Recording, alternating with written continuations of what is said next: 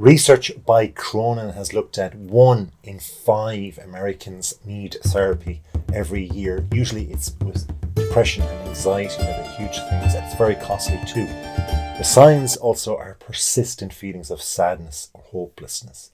Now, if you are experiencing, and it's an if, or a friend or colleague are experiencing persistent feelings of sadness, emptiness, or hopelessness that last for an extended period and interfere with your daily functioning, it may be a sign that you could benefit from therapy. Now, the great thing is, I mentioned cost, but a lot of therapists will give first come, first served referrals from friends to get other clients at the door. They will also give them a cheaper offer or even a free consultation. Sometimes by phone, internet, even email will be free. So you can shop around and check it out. However, a therapist is not somebody that you're going to really wanting to shop around for. You're going to try to look for the best one for you. That can often come from word of mouth generally. But if you have those persistent feelings of sadness or hopelessness, you need to address them. There's no point saying, look, I have this going on with somebody else and talking to everybody else about your issue. You either hit the nail on the head and deal with the issue, or you speak with a therapist and get that advice. You get that strength of mind to go forward in your life. Another one is difficulty coping with stress. There are so many stresses out there. It's a very stressful world. We have so much information pushed at us every second of the day now. Like in the 1990s, the US President Bill Clinton had information, the same amount of information that was top secret that we have nowadays, believe it or not, that everybody has on their devices all of the time.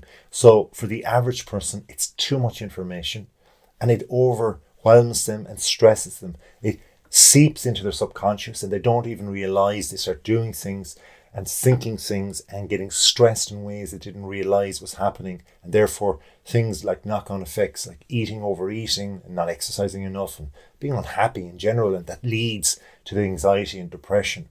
So if you find it challenging to cope with stress and have work or relationships or other parts of life that are just not functioning, not going to your plan, that's when you can start going, hey, perhaps I need somebody here. I need a therapist for the issues that I need, and to learn coping strategies to intervene in my life, in my problems, and to support and manage my stress too. Overwhelming anxiety or worry can happen.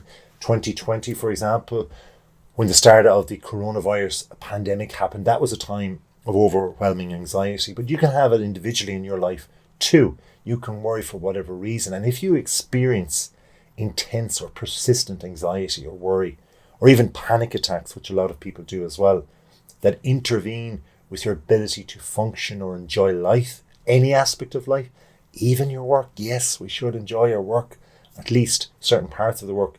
Then therapy can be a very good option and help you learn and manage new techniques and your emotions and your reactions and your perspectives and perceptions even, so that the anxiety is not triggering you to have these panic attacks, to go back into these old habits that are not self-serving, that are actually not benefiting your life in any way. And then you can regain a sense of control with the support of this licensed therapist. It's really important to go for somebody that knows what they're talking about, that's been there, done that, and knows your issues too. Changes in sleeping or eating patterns or other signs as well. We are, believe it or not, supposed to sleep 7 to 8 hours per night.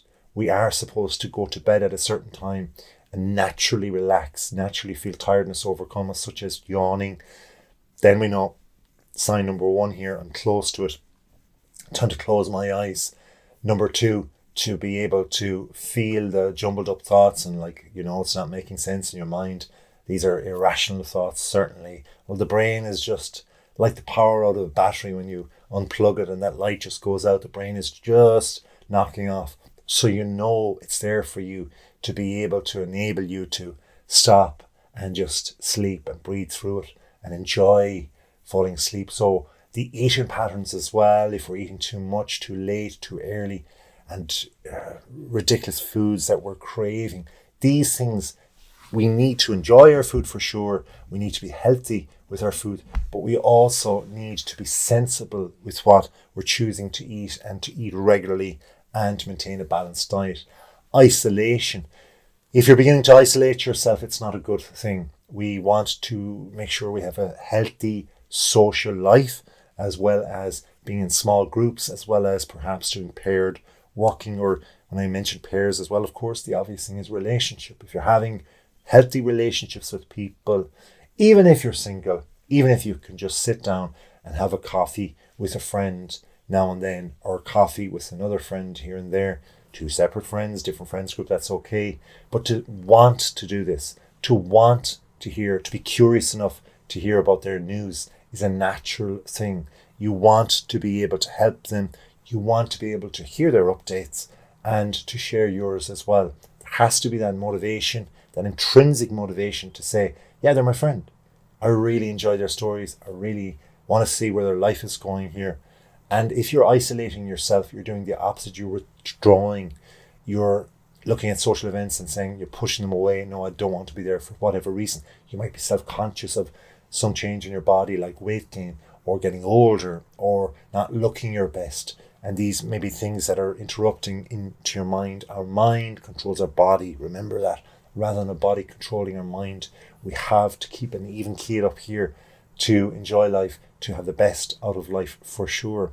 If you're having difficulty concentrating or even making decisions, it's another sign, because these things are needed. We make so many decisions in a given day, and most of them are pretty routine, pretty yes, pretty no, not much thought to them. However, we still need to think. We still need to make a mature decision. It may affect our work, it may affect our relationships and our health. These three things and other things too, all jigsaw in to make us have a great life, and we have to make the proper decisions. So if we're finding decision making tough, or if depression or anxiety are getting in the way, we have to overcome that too. Then we have relationship conflicts and communication, or even communication issues. If we think back to the last point, if you can't make a decision about going somewhere in your spare time, Friday night, that's your favorite time between you and your partner, and you can't make that decision consistently Friday after Friday, Friday after Friday, if they've given you time, money, effort and energy, and they're thinking, gosh, they are so indecisive, this is going to not benefit your relationship. It's going to irritate your partner. It's going to cause a problem with your communication issues. So if you're experiencing this with a family member as well, indeed, or a friend or colleague, trust gets challenged. So therapy can help you improve your communication, your skills, your ability to resolve issues. And that Friday night thing, that's only a small thing. But if there's bigger things that come from that because of a lack of decision making, these things can become ingrained, become habitual. So we want to resolve the conflicts and strengthen our relationships, and therapists can do that with us. If you have low self-esteem or self-worth as well, this can be a struggle for you. Your self-confidence can be dented. It could be a thing that's coming from work brought into your relationships, and then we're allowing the work relationships to impede upon our personal relationships. And this is no good, because then we don't feel as if we have time off from the stresses or strains that we're feeling, and our low self-esteem then and self-worth then becomes lower within our whole 24/7 lifestyle, 7 days a week, 12 months a year, and so many years on earth. So we need to get some intervention. By going to a therapist, they can help spot where this is coming from. A lot of the times we can't, because we're so low in our self-esteem, see where the issues are coming from, where they're stemming from. Trauma can be another thing. We often, especially in the past, people have minimalized trauma, but physical trauma, if you fall and break bones, is one thing. Another thing is emotional trauma. It goes somewhere in the body and it stays there and it dwells, and it eventually will come out. So we need to deal with it at some stage in the future after the trauma's happened. Everybody perhaps deals with it differently. Everybody maybe tries to use their self-control to overcome it, but we need to be able to allow a therapist to be around us to help us in that time when we really need it to, and they will for sure. Get a licensed therapist, someone experienced, someone qualified, and someone responsible.